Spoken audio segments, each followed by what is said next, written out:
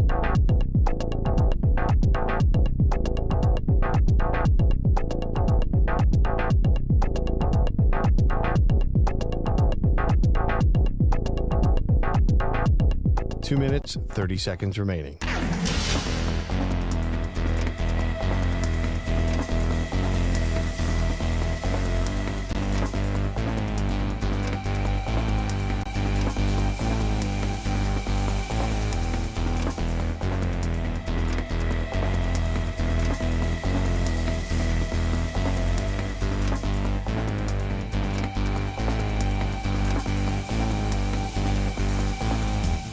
Two minutes remaining.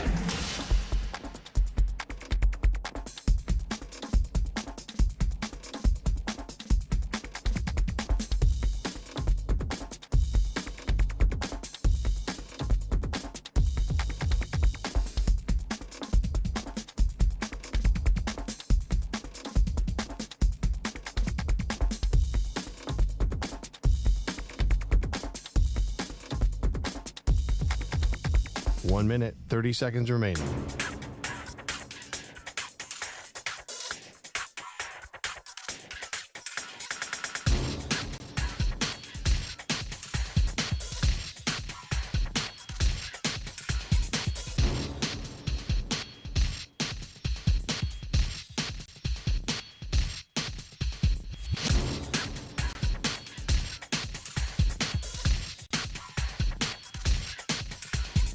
One minute remaining.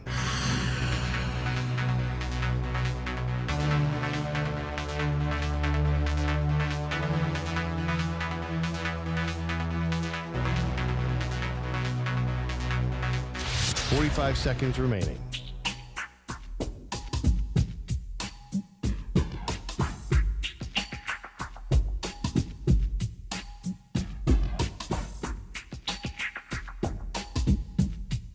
Thirty seconds remaining.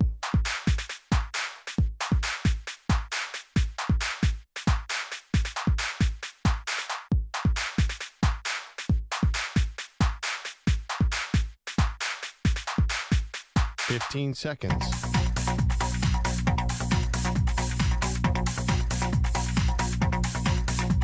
Break ends in 5 seconds.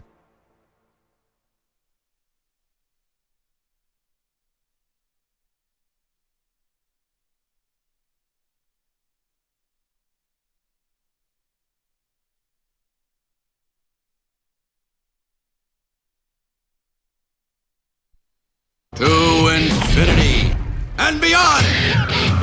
He's live. He's nationwide. This is the Zach Gelb Show.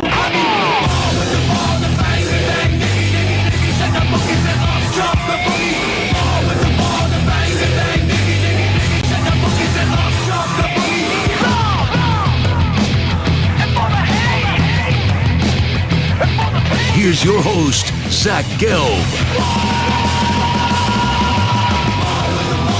Alrighty, hour number 3 of our radio program. The porn star of the Infinity Sports Network is here. And that's Ryan Hot Take Hickey. Well, you got this like what porn the lower star third is for today. mustache. That's what you got.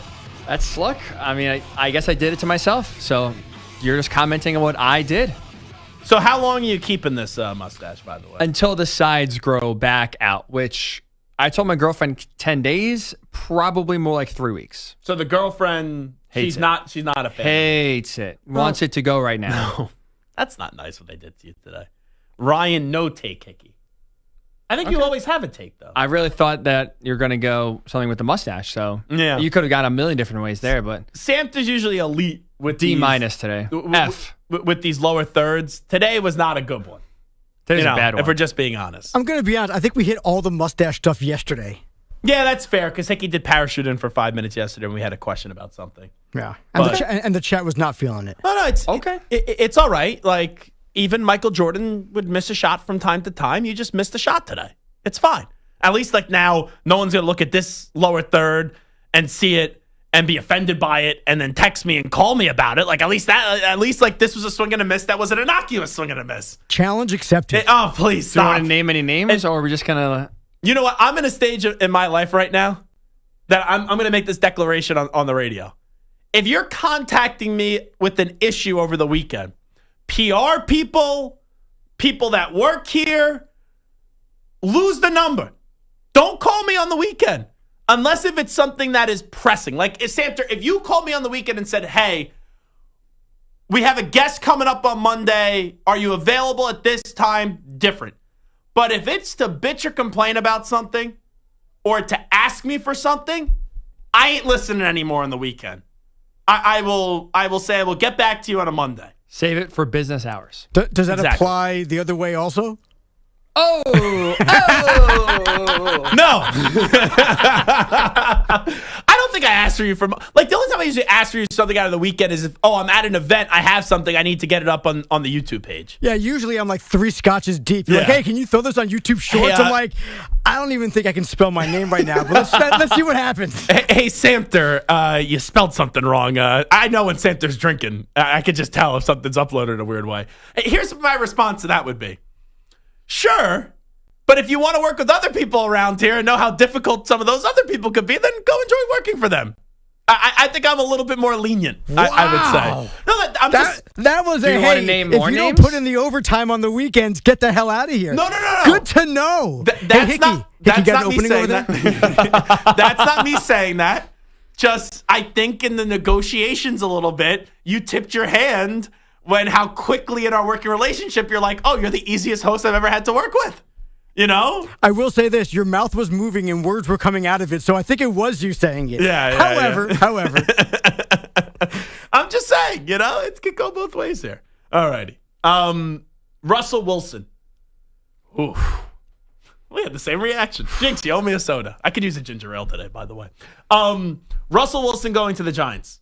So, Jameis Winston already there. Mm-hmm. When Russell Wilson signed with the Giants last night, you guys were live on the air. We were. How'd that go down, by the way? Who saw it first? You or JR? JR did. Then I looked over the TV, and then What's boom, up with these right there producers in bright around lights. here? You doing your job or not? I'm trying to. I'm doing a million different things. Okay, so JR saw that there was breaking news first. Yes. Your reaction was what? That tells me the Giants either know they're not getting or do not like Shedeur Sanders and said, we need a better option than Jameis. Let's get Russ right now. Okay, let's do this exercise. Cam Ward goes number 1 to the Titans. Mm-hmm. Shedeur Sanders goes 2 to Cleveland. What do the Giants do with the 3rd overall pick? I think you go Travis Hunter. Okay. You take the DB. I think it's a harder And wide position to receiver. find. Right, but he's going to mostly play DB. Plus, the Giants have a really good defensive line. And I think they really need some defensive back help. I take Travis Hunter, I plug him outside, put him a little on offense, and call it a day. Okay.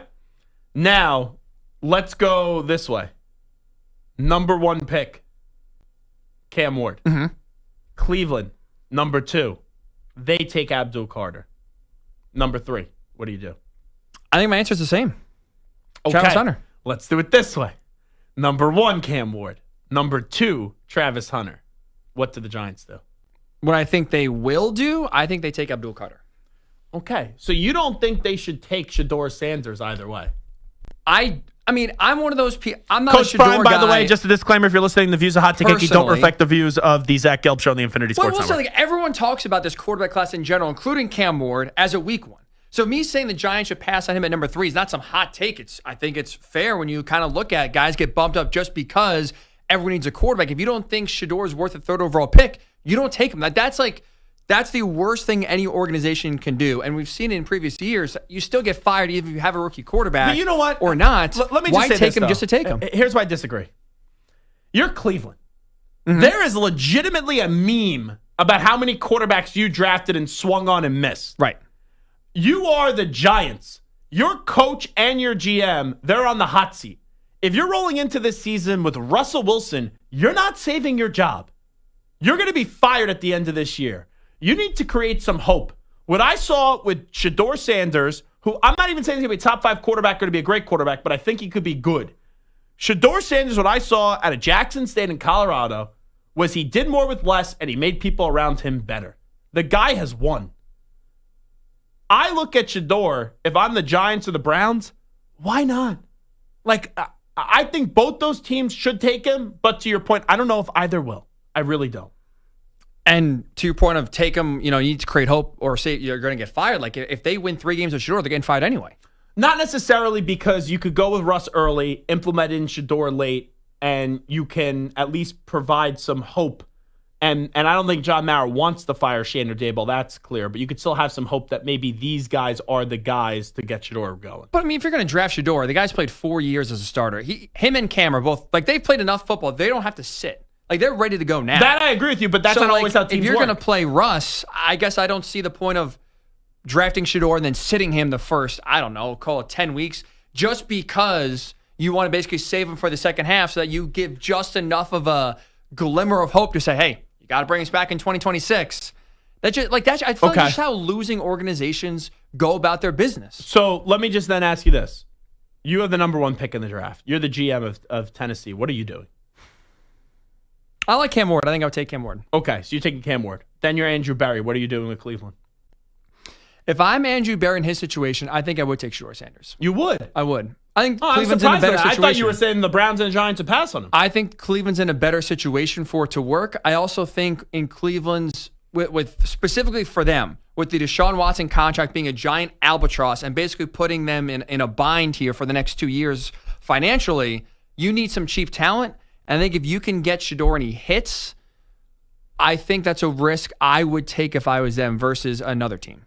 And then you're saying 3, Travis Hunter for the Travis Giants? Hunter. And then 4, the Patriots? I would take Abdul Carter. There we or Mason go. Graham. My guy! One of the two. Defensive line help. Get some big boys in the trenches. I want Abdul Carter. That's what I want. So okay.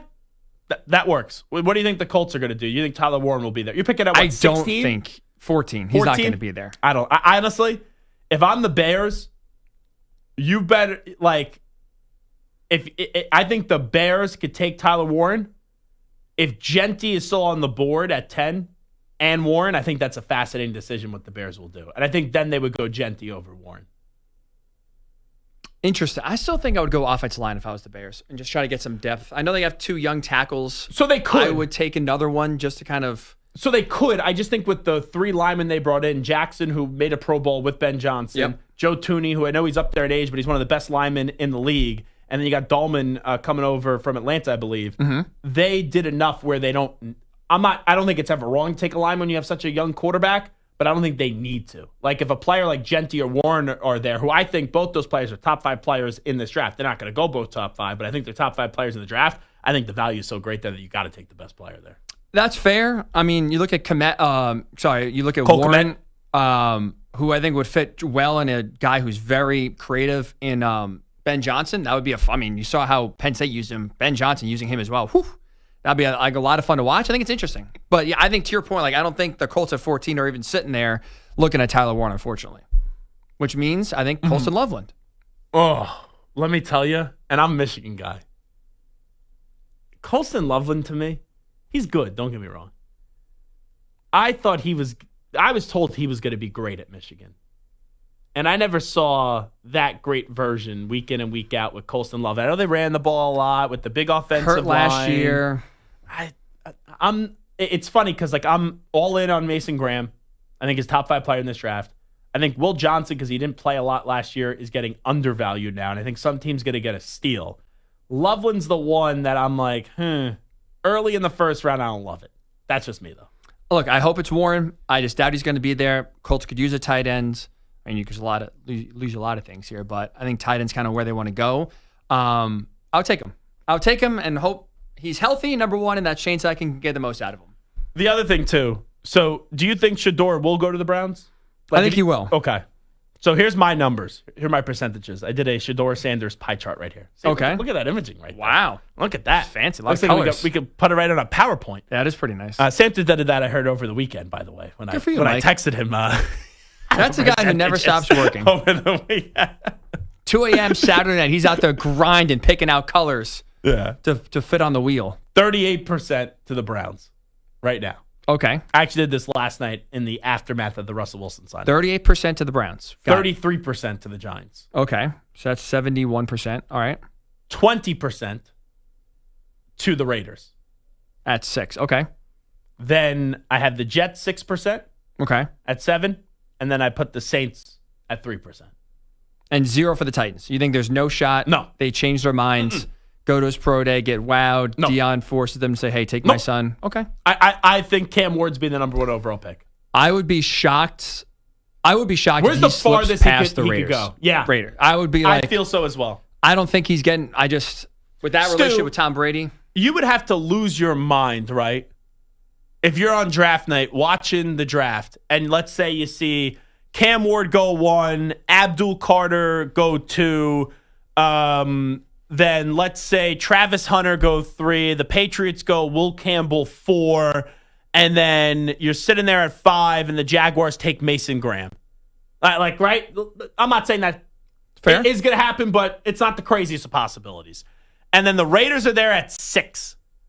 And even if they took, they're not going to take Tyler Warren because you got Bowers. They take Genty, or they take one of these defensive players, a Jalen Walker. If they pass on Shedeur there, you would have to be livid, right? Yeah, because they would kind of luck into a quarterback, a top 3. Oh, at least the guy that we thought was going to go top 3, you know, for many, many months. Where's the earliest that you think Jackson Dart could go, Hickster? Because you were big. Were you big on Ole Miss before the year? I forget. I think you were. Yes and no in the sense of I didn't trust Lane Kiffin, but I thought their schedule broke out to where they were going to easily make the playoff, and classic Lane, that did not happen. Yeah. I am not a Jackson Dart guy. Can you have that take him as same a energy, project? by the way, that you just had for Lane Kiffin for James Franklin when you talk about him? James Franklin made the playoff. I'm just saying. James Franklin, though, he doesn't win big games either. But I'm not you always give him a bunch of passes. And James Franklin gets a lot of crap for it, so I feel like I partly defend him just because everyone likes to pile on. Nobody gives Lane Kiffin crap at all. And he's a great personality. That personality masks the fact that he's outside of Georgia. But he's no different. He is the SEC version of Franklin. They're the same thing. Oh, that's fair. But that's what I'm saying. One guy gets a lot of crap. One guy gets no crap. So I think it's what I'm doing is fair in the sense of I'm not sitting here trying to absolve James Franklin of blame and say it's not his fault. It's absolutely his fault. And I'm hoping that there were some tides that did turn the last few games of the season that changed the way big games go. But you look at Lane Kiffin, guy does the same thing. No one says boo. The fact that Ole Miss missed the playoff this year is a flat-out embarrassment. So that's borderline fireable. So that I'm not going to say borderline fireable, but I agree that it's an embarrassment that they missed the playoff. With that being said, though, would you agree that it's easier to win at Penn State than it is at Ole Miss? And the guy's the portal king. So, I think in this era, no. Question. I think no. Okay. At this era. I would disagree, he has but the that's talent. Fine. But anyway, Jackson Dart. I'm out. I don't think he's good. I think he's a gimmicky. It's a gimmicky system, number one. He benefits from who the coach is. He definitely does. Lane's an offensive guru. It's more wide open. There's less reach. You're not actually reading a defense. You're getting the ball out fast. And that's a guy outside of Georgia does not play well against good opponents. If you can't play well, not even saying you have to win, but if you can't play well against Alabama and Georgia consistently, I don't know how you're going to then fare well against NFL-style defenses week in and week out. I'm not buying. Could you imagine if the Giants take him 3rd overall? I think that'd be the dumbest pick. That'd be dumber than Jones. That would be, yes. I could see him taking him the 2nd or 3rd round. If you want to take a flyer on him. But if you want to take him in the 2nd round, fine. But if you're drafting to be your guy, that's honestly idiotic. The only team that I would be fine with if they took him in the 1st round would be the Steelers. It's the only team that I could see. And maybe it's not Kenny Pickett 2.0. That's your hope, but also to the Steelers, I don't think they can afford just to waste it. They need a lot of talent. That talent, that roster is not very good. They can. They're going to get Aaron Rodgers. They could just as easily with Aaron Rodgers do what they did last year, make the playoffs, and they go home in the 1st round. The Steelers don't have a standard of winning a Super Bowl anymore. They don't. That's not where the but they're obviously content with it. They speak one thing and then do another. And if you are actually trying to win, their fans speak one thing. The organization has done the same thing since 2017. It's just they've accepted where they're at, and that's losing mentality. Then that's on them. All righty, NCAA tournament bracket: Auburn, Michigan, Ole Miss, Michigan State. Who comes out? I will say Auburn. I was questioning Auburn before the tournament started. I love that performance up against Creighton. I think Chris Beard is going to give Michigan State fits. And it would not shock me if Chris Beard wins that game. But after what I just saw in the round of 32, I picked Michigan State originally to get to the Final Four. I would change that and go Auburn. Florida, Maryland, Texas Tech, Arkansas. Who gets to the Final Four? I'm going to go chalk here and say Florida now that my Final Four pick of St. John's in that region is out. But I will say, if there's a number 1 seed this weekend... hold on. Say that correctly. You guarantee that St. John's... I guaranteed St. John's to be in the Final Four. I was wrong very early, unfortunately. Thank you, Slick Rick. I think, though, there is a 1 seed that's going to lose this weekend. I think Florida's most vulnerable, not because of the team. I think Maryland's a really good team, and that's a tough matchup for them. Derek Queen's really good. They You got think it was a great walk? size. No. I mean, yes and yes, he took 4 steps. Are you calling that in that situation? No. No, like, okay. I think it's how they called it was fair. He made a great shot, and so be it. You think Arkansas beats Texas Tech? I don't. I think Texas Tech's really good. Okay. Houston, Purdue, Kentucky, Tennessee. Who prevails? I think Houston. They're my national title pick. Oh, really? Yes. Kelvin Sampson. I think this is the year they break through. They're healthy. They finally get there. I like their offense, defensive combination. They get to the Final Four. I think they win it all. Duke, Arizona, BYU, Alabama. I'm taking Bama. Wow, you're not. Oh, because you hate Duke. No, that's not true. That's you not hate true. Duke. I actually don't hate. I You hate Coach Duke. K. You hate Duke. I hated Coach K. I actually have. Yeah, it it's was weird. fake outrage. I feel indifferent about Duke now. I hated them when Coach K was there. He was insufferable. I like John Shire, Cooper Flag, exciting. I pick Alabama in part because of what they did last year. When they get hot from three, I don't think anyone's keeping up with them. Now, the thing is, they have to get there and get hot consistently. I'm confused They're by getting your a little analysis. healthier. Sure. You said, if I heard you right, you said Florida has the number 1 seed that has the best chance to go down, but you think Yes. Duke is going to go down. That's correct. Penn State math. What I should have said is I think Florida in the Sweet 16 is the number 1 seed because I think that Maryland matchup is very tough for them. Okay. I That's think in the fair. Elite Eights, we see Alabama take down Duke. So you have Alabama, Houston. You have Alabama- Houston advancing. Yes. And you have Auburn and Florida. And who do you have advancing there? I have Auburn, the national title, taking on Houston with the Cougs in their home states, cutting down the Nets. Okay. So lock it up. Well, take it to the bank. 2.0. We're going back down the well. Jim The Nance Cougs- just said, the "Oh no, Cougs. friends." That's what Jim Nance just said. "Oh no, friends." Instead of hello, Give friends. Kelvin Sampson your tie, Jim. He deserves it. I actually once heckled Kelvin Sampson about taking off his tie. He was at a Temple Houston game, and I was a little drunk. Let's just say. As a student?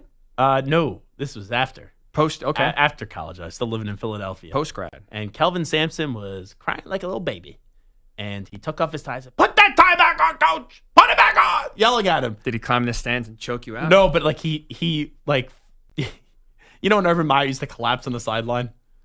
You know, that's what he did. There was a bad call, and like he did like one of those fake collapses, and I'm like, "Stand back up!" Like I was saying some things to him. Probably heard you since there's probably 2 people there. Well, no, it was actually a packed crowd. That's fine. You know, it's like a Penn State basketball crowd. Well, if I we're was being gonna honest. Penn State Yeah. basketball crowd. What did Penn State wrestling do this weekend? National champs. Oh, are they? 10th time in 12 years, baby. The dyna- greatest the dynasty no one in cares about. sports rolls on. Were you just asleep to the Patriots? The greatest dynasty. Did they in win sports? 10 championships in 12 years? Okay. No? Oh. They won 6 though. In 15? I don't remember how many years. But Who's a math guy? Stu, you're a math guy. What's greater, 10 and 12 or 6 and 15? Yeah, and what's the 6 level and of 17. competition like in the NFL? Besides, can you even name 3 Penn State wrestlers? Of course I can name it. No, you can't. That's a lie. You just They did lied. have 3 national champions. Yeah, I did great. watch less Wonderful. Penn State wrestling this year than I have in the past. Yeah. But the show rolls on. The same amount of people that were at a Temple basketball game. Carter Actually- Starachi, 5-time national champion, first and only. Yeah, it was such a big event. Did you even go? It was in Philly, right? It was in Philly. No, Trump was I there, was. I think. He was there. Mm-hmm. He did. Oh yeah, he congratulated the Oklahoma State wrestler who had one of the biggest upsets we've ever seen. Oh, I actually saw that. That Gable was awesome. Steveson. Down. See you later. You ever wrestle? I feel like you used to wrestle. No, never got into it. I No? never knew how it worked until I got to college. My football coach, when I was in high school, tried to get me to wrestle. Actually, in middle school, they tried to get me to wrestle. And then they wanted me to wear one of those... Singlets. Singlets, yeah. And I was like, yeah, I'm good.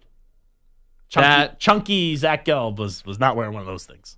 That's for sure. That, the ear, you know. Yeah. Also, I think that's the grossest thing ever is the cauliflower ear. That just looks painful. I mean, I don't disagree. I wouldn't want it. That's for sure. So you're all Houston to win it all. Is what you're Cougs. saying. Okay. Cougs. Kelvin Sampson. You're welcome, Kelvin. Invite me to the championship parade. I'll be there. They lose On the this same weekend. float as Jim Nance. We'll be waving together. Hello, friends.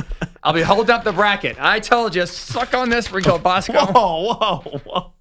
Whoa, no. Rico, if you're listening, Hickey, not reflecting me. No. I am a rider. No. Yeah, that's that. I will not allow that. We are actually issuing a 5-day ban on Hot Take Hickey now on the Zach Gelb Show on the Infinity Sports Network. See you, kid. Actually, a week ban because we're not even here on Wednesday, so you're suspended for a week. 2 weeks. Team up. Jason Barrett, awful announcing. Ryan Hickey suspended. That'd be good for the brand. Get you in the news a little bit. Could maybe help you for Bad boy the 2 to 6 persona. shift, potentially. That's true. Get the mustache. Get an updated picture. I'll send it to you. Get suspended during the interview process. That would be awesome. All righty. It is Zach Gelb Show, the Infinity Sports Network. Mock Draft 5.0 next. You're in a 5-minute break.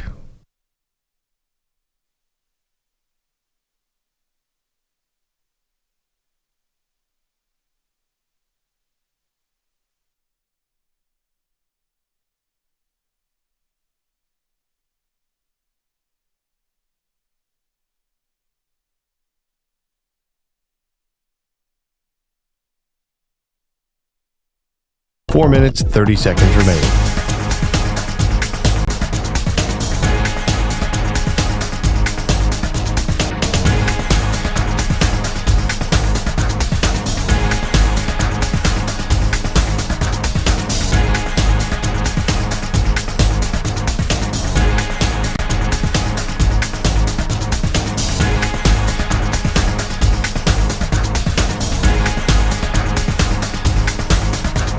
Four minutes remaining.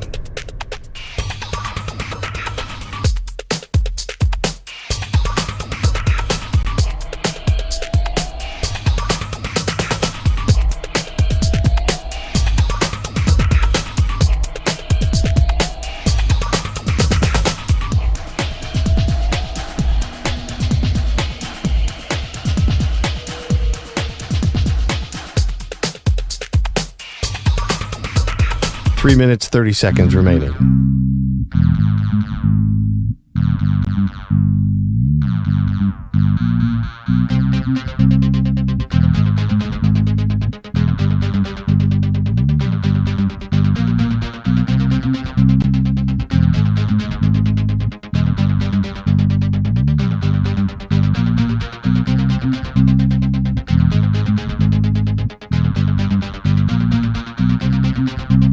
Three minutes remaining.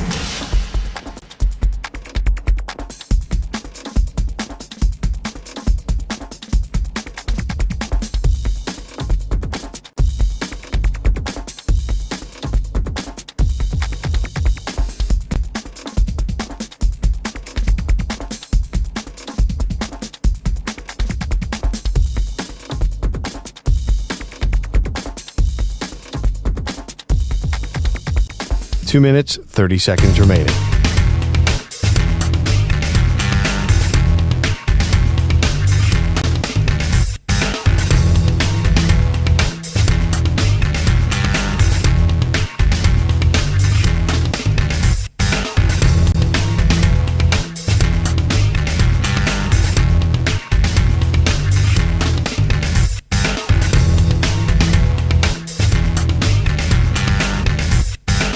Two minutes remaining.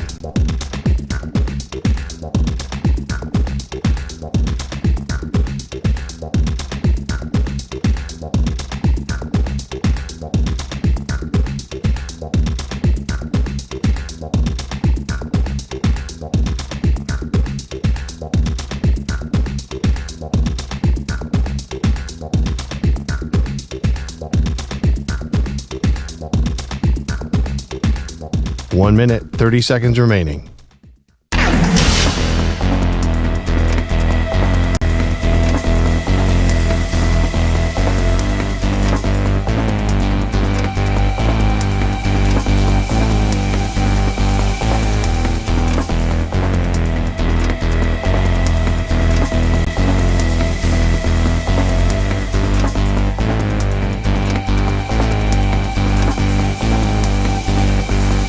One minute remaining.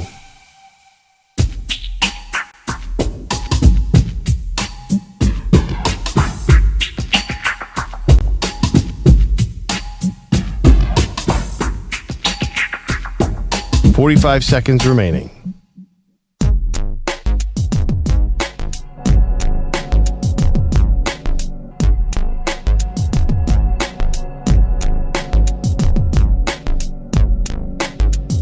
.30 seconds remaining.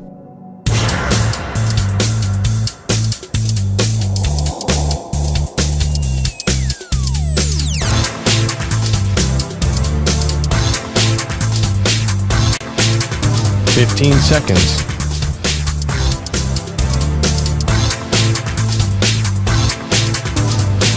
Break ends in 5 seconds.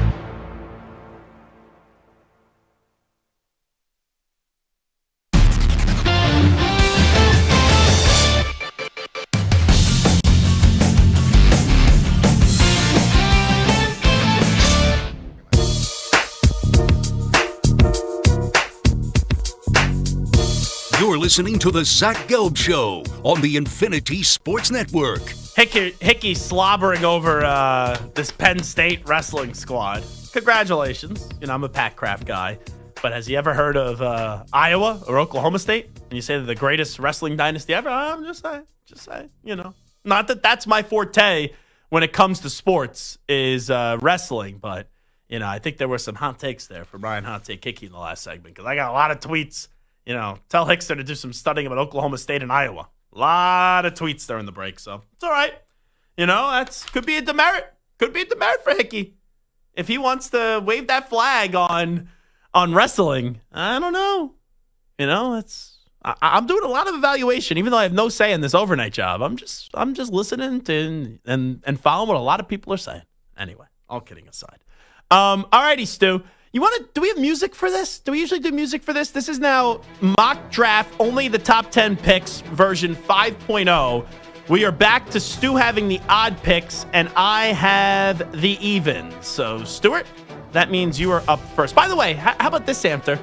I go to Stu 30 minutes ago. What are you doing this weekend? He goes, I'm going to Atlantic City. I'm like, so am I. I have a wedding this weekend in Atlantic City on Saturday. So Stu and I will both be in Atlantic City. Stu doing a day trip to Atlantic City on Saturday. I have to stay overnight for the big wedding that I have to go to. But anyway, Stu, what do you got cooking here? All right, we got a big upset. No, we don't. We have Cam Ward going to the Titans with the first pick. Okay. Then that would put me in the number 2 spot. I don't know. I'm sorry. It's a terrible spot to be in for you here. So I put it at a 38% chance of him going to the Browns. All right. Let me ask you this. Do you feel more confident today, Stu, about Shedeur going to the Raiders with Russell Wilson going to the Giants last night? Yes. I think there's more of a chance. I don't think it's like a great chance, but there's definitely more of a chance. Like 20%? You thought my number was 30, fair? I'd say. Yeah, something like that. All right, I'm going Shedeur to the Browns. All right, so the Giants will not get their quarterback of the future as they have their 2 veterans, so I think they will go with Travis Hunter, best player on the board. If this happens, I am going to be very happy on draft night. I actually think I will pour myself a drink, and it will be a celebratory drink. If I'm sitting there on draft night, Cam Ward to the Titans, Browns, Shedeur Sanders, Travis Hunter to the Giants. If the Patriots can get my guy Abdul Carter, bleep you, Warren Sapp, I am instantly ordering a Patriot Abdul Carter jersey. And if they get to 4, you think Stu's going to freak out at 6 if Shedeur Sanders is there and they don't take him. I would lose my mind if the Patriots at 4 do not take Abdul Carter's on the board. But in this exercise, he's there, so I'm taking Abdul Carter. We then go to Duval with the Jaguars. So I think other than Cam Ward, this might be the one pick I'm the most confident in happening unless we get some weird stuff above them. But I think Mason Graham to the Jaguars just makes so much sense, and I'd almost be surprised at this point if he's not a Jaguar next season. Okay. With the 6th pick, Stu, how's your offensive line with the Raiders these days? It's not very good. Colton Miller still there? Colton Miller's still there, yes. Is he? It's okay. He's fine. Because you could go lineman here. They could definitely go lineman. But I just don't think it's sexy enough. And Pete Carroll's on limited time, too. And Geno Smith, he's fine, but he's not great. And you got Brock Bowers. I think they make the identity running the football. I'm going Ashton Genty here to the Raiders at 6. So then we go to the 7th pick of the draft. And with the 7th pick of the draft, we have the JETS. Jets. Santer, by the way, were you once at a draft for the Jets? Did you tell me this story? Were you like shown all on television? Booing a pick or something like that? I was definitely on television once, but I was at 3 or 4 drafts for the Jets, most notably the We Want Sap year, where we ended up drafting Kyle Brady and the place erupted and lost their minds. So were you like on TV shown booing there? I don't know if I was shown at that exact moment, but I mean, I was there throughout the entire day. So and then we also had a second pick. Guy. Well, I mean, at the time when he was supposed to be the number 1 pick, and then we had him or Kyle freaking Brady. Yeah. And you didn't know at the time that years later, Warren Sapp would not shake my hand, not shake your hand, and then walk off set with us. So, whatever. 7th pick, Stu, Jets, go. Yeah, there's a ton of options they could go with here. They can go to the line. They can get a weapon on the outside. I think they'll go McMillan. I think they'll go with the Arizona receiver. Ooh. Okay. So that puts the Panthers with the 8th overall pick. Oh, man. I was thinking, okay, I would definitely take Jalen Walker here. That's what I was thinking. And I know that they drafted the lineman 6 overall from NC State a few years ago. Taylor Moden's also a solid offensive lineman. Like, that line, they don't need an offensive lineman. They really don't. So, I'm really tempted to go Will Campbell because Will Campbell's fallen in this exercise, but I'm going to go with more of the need here. I'm going to say Jalen Walker. The Jets go McMillan. That threw me off. I thought you were going to take Will Campbell there with the 7th pick, but you end up going McMillan. All right, I'll go Jalen Walker. Saints. Okay, I also think Will Campbell, like you said, this is just too far for him to fall. The Saints need so much. I think at this point you kind of just go best available player, so I think Campbell fits that mold here for the Saints. And you stay with Louisiana. All righty. Bears in at 10, Tyler Warren. I'm going to say they take the tight end. Let me tell you, I think this is my favorite mock draft that we've done through all the versions of it. 5.0. Titans, Cam Ward. Stu had the odds at the even. Shedeur Sanders with the Browns. Giants, Travis Hunter. Patriots, Abdul Carter. Jaguars, Mason Graham. Raiders, Ashton Genty. Jets, McMillan. Is it Tatora? How do you say his freaking first name? Tairoa. Tairoa? Tairoa. Go ahead. T-Mac. Yeah. I like Tom that better. McCarthy. Tracy McGrady. Yeah. I just go McMillan, the wide receiver from Arizona. That's the one name that always just gives me fits. Panthers, Jalen Walker. Saints, Will Campbell. Bears, Tyler Warren. Now, I'm looking at this mock draft that was just released by ESPN. Ooh, this is Mike Tannenbaum's latest mock draft. Cam Ward, number 1 to Tennessee. Travis Hunter, number 2 to Cleveland. He has the Giants taking Mason Graham. Dexter Lawrence and Mason Graham, the big boys up front. Oh, my God. This would cause me to have fits on draft night. Now, I know they need an offensive lineman. He goes Armin Membu out of Missouri, 4 to the Patriots. Abdul Carter, 5 to the Jaguars. Ashton Genty, 6 to the Raiders. Jets, Will Campbell. Panthers, Jalen Walker. Michael Williams to the Saints at 9. And then he has the Steelers. Oh, my God. Trading up. No Shedeur. He is the Steelers trading up to 10 to go get Shedeur Sanders. So the Steelers would get 10 and a 5th rounder. The Bears would get number 21, a 3rd rounder, a 4th rounder, next year's 1st rounder. That would be interesting. Then he has Will Johnson going 11th, McMillan going to the Cowboys in at 12. All right, actually, and Tyler Warren going to the Colts at 14 and Kenneth Grant going to the Falcons at 15. That's like kind of a thought-provoking draft. I don't know how accurate it's going to be, but it's a thought-provoking draft by one Mike Tannenbaum. Now, let's see if he has another quarterback going. He does. Jackson Dart, 26 to the Rams. Which, if you're in this year-to-year thing with Stafford, I think they're going to pass on a quarterback, but that's them and the Steelers. The Rams and the Steelers, like the only 2 teams that I think I'd be fine in the first round taking Jackson Dart. All righty, we'll take a break. It is Zach Gelb Show on the Infinity Sports Network. When we come on back, it is a Take 5 Wednesday. We have 16 coaches remaining in the NCAA tournament. Sweet 16. Who are the 5 best coaches right now left in the NCAA tournament? I'll give you my answer on the other side. Update time first. Here's Zach. Infinity Sports Network. Sports Flash.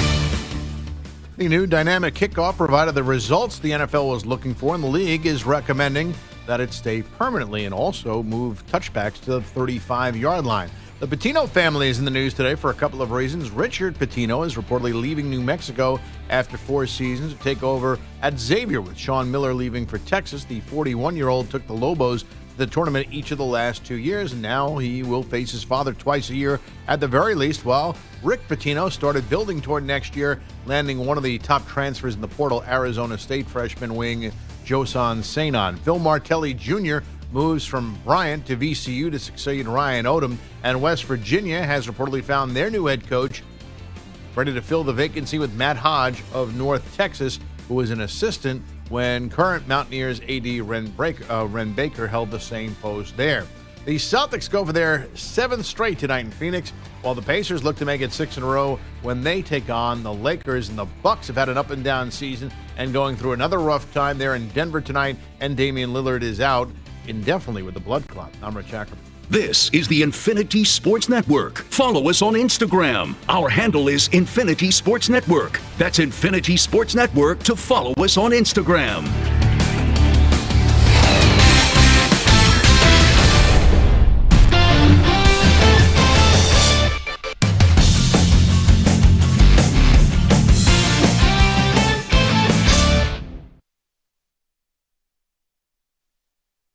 You're in a 5-minute break.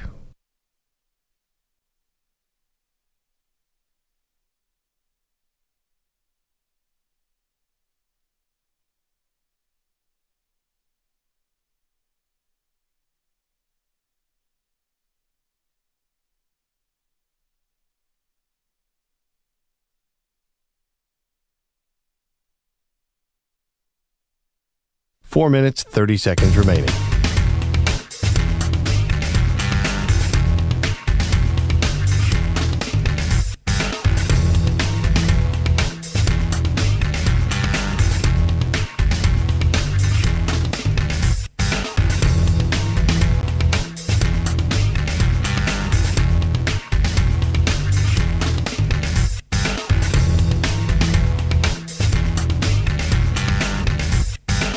Four minutes remaining.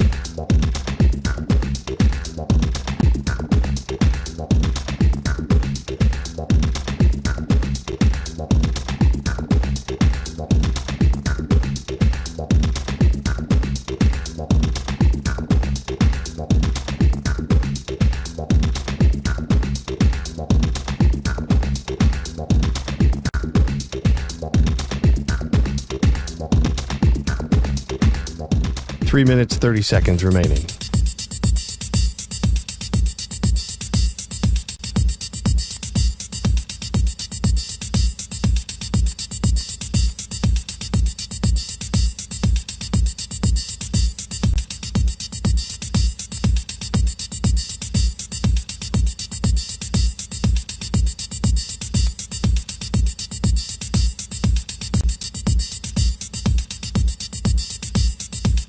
Three minutes remaining.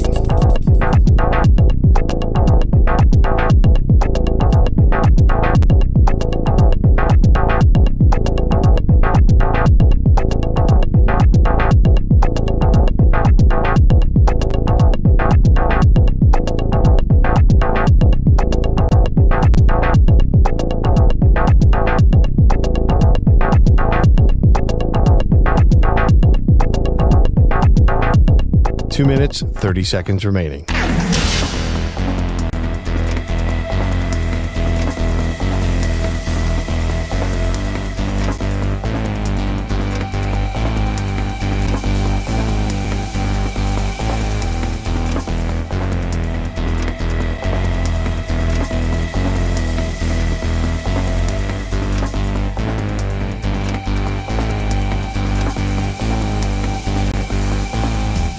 Two minutes remaining.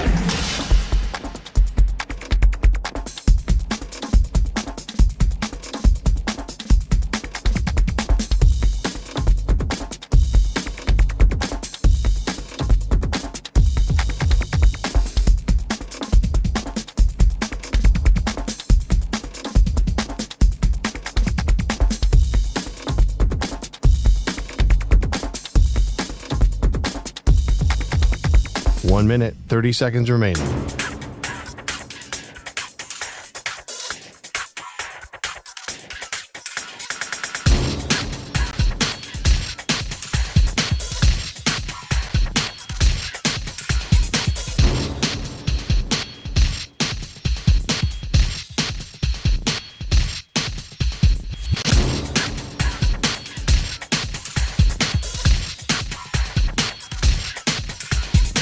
One minute remaining.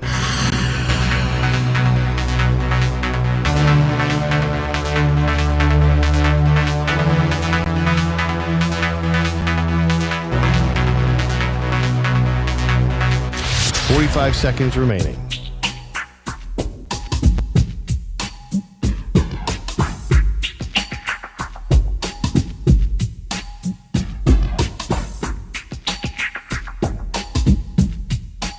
Seconds remaining.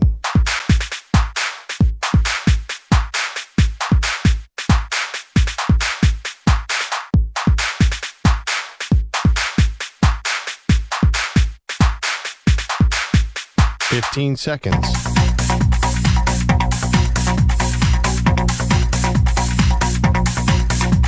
Break ends in 5 seconds.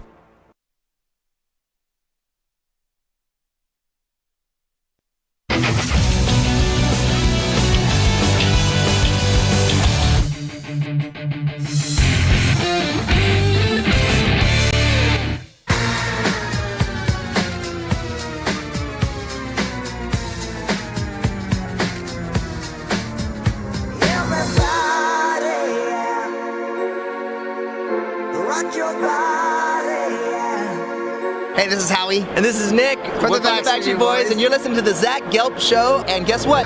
Zach is back. All right. He's live. He's nationwide. This is the Zach Gelb Show. Oh my God, we're back again. Alrighty, two things right now that we'll get to in the NFL world. Number one, I just saw during the break that Adam Schefter, I guess, said earlier today that it's just rumor speculation, but he's leaning more towards Abdul Carter now to the Browns at 2. And he thinks they're going to pass on a quarterback. Now, remember, Schefter was the one that originally put us through this mental blender where it was, they're going to, with the second overall pick, they're definitely going to take a quarterback. Now he says he sees the Browns passing on a QB, and we've already heard him flip-flop before on that, which is fine, right? He's entitled to his opinion, right? We flip-flop on it 9,000 times. But I guess it's more Abdul Carter now with the Cleveland Browns, which would not make me happy. If that's the case, I would then hope that the Patriots end up getting Travis Hunter. The Patriots don't get Travis Hunter or Abdul Carter. I would not be happy with that one. But the way is the Browns are leaning towards taking edge rusher Abdul Carter with the number 2 overall pick per Adam Schefter. This was actually a few hours ago on ESPN's NFL Live. I think that goes on at 4 p.m. Eastern. Now, another thing, according to Jordan Schultz, the 49ers and Brock Purdy are in active negotiations on a long-term deal with the intent of finalizing a contract before the 2025 season kicks off with Brock Purdy. So there you go. That doesn't surprise me whatsoever. It's going to be $50+ million. Just how far away from $50 million is it going to be? How north of $50 million is it going to be for Brock Purdy? All righty, it's time to answer Ask the Pros question of the day. It's brought to you by O'Reilly Auto Parts. You have Ethan in Alabama who says, Zach, who's the best coach remaining in the NCAA tournament? You could submit a question by tweeting at INF Sportsnet or at Zach Gelb using the hashtag #AskThePros. Think O'Reilly Auto Parts for all your car care needs. Guaranteed low prices and excellent customer service from the professional parts people at O'Reilly Auto Parts. Well, let's get to a Take 5 Wednesday. We'll answer that question right now. The football season might be over. What? Over? Did you say over? Nothing is over until we decide it is. But don't you worry. There are still rankings to be made. So get ready as Zach gives you his top 5 in this week's special edition of Take 5 Wednesday. 5, 4, 3, 2, 1, 0. All engine running. Liftoff. Alrighty, so we are down to our final 16 teams in the NCAA tournament, the Sweet 16. Now, we'll tell you the top 5 coaches that are left in college basketball. In at number 5, I am rocking and rolling with Chris Beard, who joined us yesterday. And it's not just because he joined us yesterday. He took Texas Tech to the Final Four and now is at Ole Miss. First season had 20 wins. This year has more than that and has this Ole Miss team in the Sweet 16. That's a magnificent coaching job. I'm putting Chris Beard, who has been in a national championship game before, hasn't won it, but I'm putting him in at number 5. In at number 4, it's Bruce Pearl. The only thing missing from this man's legendary resume is a national championship. Already has over 700 wins, went to a Final Four in 2019, has won multiple SEC tournament victories or tournament conference championships now at Auburn. This guy was away from college basketball, and the scandals obviously made public. We all know what happened, but he is as good of a coach in the country as there is right now. And if it's not this year, then when? In at number 3, another redemption story. The reason why I put him in at 3 is he has 2 Final Four appearances, one that dates back to 2002 when he was with Oklahoma, and the other one happened in 2021 when he's with Houston. But it doesn't matter what conference you put him in, because Houston, for a while, when he took over in 2014, was the American Athletic Conference, and we saw what he did for that program. Now they're in the Big 12, and obviously it doesn't matter. They're still wildly successful. We all know how good of a coach Kelvin Sampson is. He's closing in 800 wins, and he's another guy. The only thing missing from his resume is a national championship. All right, let's get to a guy that has a national championship, John Calipari. So I put John Calipari in at number 2, and he has 6 Final Four appearances. He's already in the Hall of Fame, and he has 1 national championship. Now, for Coach Cal, he has, out of those 6 Final Four appearances, 3 different stops to get to that number 6. UMass, Memphis, and Kentucky. So that's an unbelievable resume. But the reason why I ended up going with Tom Izzo at number 1 is he's been to 8 Final Fours, and he also has 1 championship. But I thought to myself, what's more impressive? And I'm a huge Cal fan.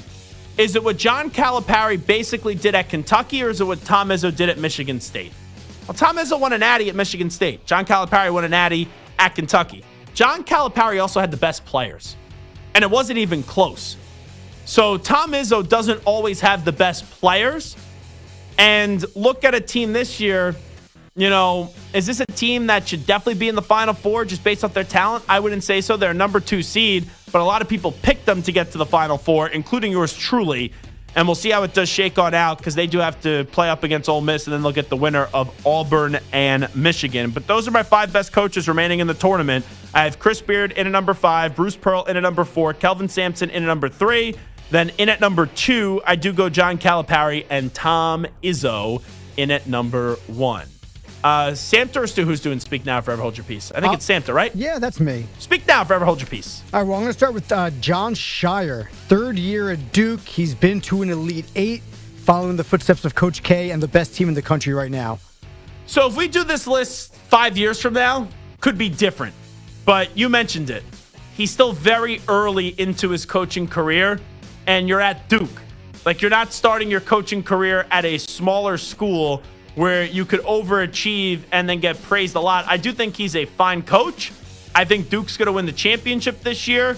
But when you're at Duke and you haven't won a championship yet or been to a Final Four yet as a coach, I can't say you're a top 5 coach remaining in this NCAA tournament. I just think too many guys have you out on the tiebreakers here.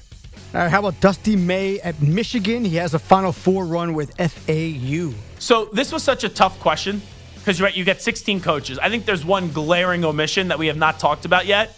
But if you would have just said to me, is Dusty May, without thinking about it, is Dusty May one of the top 5 coaches remaining in this tournament? I would say, yeah. Like, he took FAU to a Final Four. Think about that statement. FAU to the Final Four, and first year at Michigan, he is now in the Sweet 16. This guy and he won a Big Ten championship. This guy just knows how to win when the calendar hits March. But it's the same thing as Shire. It's still so early on in his coaching career. Now, Dusty May has been around longer. Him getting to FAU and a Final Four is one of the most impressive things I've ever seen. But you just look at the other coaches that are in front of him. Chris Beard went to Texas Tech and got to a national championship game. Bruce Pearl has been to a Final Four. He changed Auburn. Kelvin Sampson, all those wins, and look what he's done at Houston and the other stops he's been on. John Calipari's won a national championship, already in the Hall of Fame. Tom Izzo won a national championship, already in the Hall of Fame. So it just comes down to longevity of the other guys. It pains me to say, because I think Dusty May's phenomenal, but it comes down to the tiebreaker of longevity here. Okay, well, this guy hasn't been around for all that long, but he's been around for a decent amount of time. 10 years. That's Nate Oates at Alabama. He was with Buffalo. In his 10 years as a coach, he's been to 8 NCAA tournaments, including 3 out of 4 years in Buffalo, which is impressive. And he's been to a Final Four, which is last year for the Tide. So Nate Oates. And he was a high school coach for over a decade. Think about that. That's a story that I love. This is another guy. There's so many good coaches remaining. And it feels rotten to just keep him out of the top 5 list. And I loved him at Buffalo. You look at what he did at Buffalo, taking over for Hurley. The program was in a good spot, but 3 NCAA tournament appearances and got to the round of 32 twice. And then at Alabama, Sweet 16, Round of 64, Sweet 16, Final Four. The stock is already high for Nate Oates. He goes and wins it all this year. The ceiling is the roof, as Michael Jordan would say. But it's once again just gets down to longevity. And this one does have longevity. Yeah. 38 years, a 66% win percentage, 29 NCAA tournaments, a Final Four. He has a National Naismith Coach of the Year, 4-time Big 12 Coach of the Year, a CAA Coach of the Year. I mean, he's been at George Mason, Providence, Clemson, Texas, and now Tennessee. Rick Barnes wins everywhere he's gone. So this was the glaring omission one. And I had to trim the fat somewhere. And it just came down to, for me, with Chris Beard doing this at Texas Tech, getting to the Final Four, to me was more impressive than getting to a Final Four back in 2003 with Texas, even though that's a very impressive accomplishment. And he has 835 career wins. But with how early you've been to a Final Four and you haven't been to one since then, and he's done a very good job at Tennessee, and he had a very good amount of good teams at Texas, but there is some Rick Barnes disappointment this time of the year. And that's why he was not included in the top 5, even though he is a classy man and a tremendous basketball coach. So Chris Beard 5, Bruce Pearl 4, Kelvin Sampson 3, John Calipari 2, Tom Izzo 1. Those are my top 5 coaches remaining in the NCAA tournament. That could have been the toughest list we've ever done. Because just as easy as I put those 5 guys in, Shire, Dusty May, Nate Oates, Rick Barnes, and others could have easily just been in the top 5 as well. But I only got 5 slots, so I just got to work with whatever gets thrown my way. All righty, that will do it for a Wednesday edition of the Zach Gelb Show on the Infinity Sports Network. Stu, thank you as much. Samter, thank you as well. Ack, thank you too. And a big thanks to each and every one of you for listening, watching, and following along with the radio program. We'll be back tomorrow. Opening day is here. Stu's going to be at Yankee Stadium. Maybe I'll wear a baseball jersey. I don't know. It depends who else we have. We have Alex Rodriguez on the show tomorrow. You ever heard of him, A-Rod? And we'll have some other surprises as well. So we'll talk manana, everybody, at 3 p.m. Eastern, noon Pacific time. Big thanks to Matt Jones from Kentucky Sports Radio for joining us earlier today. You can always give me a follow. Instagram and Twitter at Zach Gelb, ZACHGELB. We will talk manana. Bye-bye. Peace.